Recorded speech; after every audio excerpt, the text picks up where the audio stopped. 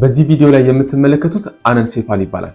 አነንሴፋሊ ማለት ያለ አንጎል ክፍል ህፃናት ሲወለዱ የተወሰነ የአንጎል ክፍላቸው ሳይኖር እንዲሁም ደግሞ የላይኛው የስከል የምንለው የላይኛው የጭንቅላት ክፍል ሳይኖራቸው መወለድ ማለት ነው። በደንብ አድርጋችሁ አዳምጡኝ፣ ሼር አድርጉት፣ ምክንያቱም በጣም ብዙ ሰዎችን የሚረዳ ቪዲዮ ስለሆነ ነው።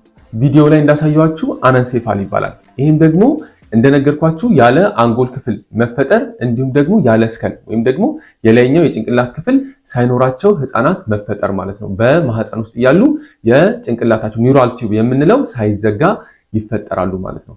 ይህም ደግሞ የሚመጣበት ምክንያት ምንድነው? አንደኛውና ዋነኛው ፎሊክ አሲድ ባለመውሰድ ነው። ፎሊክ አሲድ ብዙውን ጊዜ እርጉዝ ስትሆኑ ቀዩ መድኃኒት እየተባላችሁ የሚሰጣቸዋል። ያንን ባለመውሰድ የተነሳ ይሄ ችግር ይመጣል ማለት ነው። ሌሎች ምክንያቶችም ሊኖሩ ይችላሉ፣ ነገር ግን ዋነኛው ምክንያት ፎሊክ አሲድ ባለመውሰድ ነው ማለት ነው።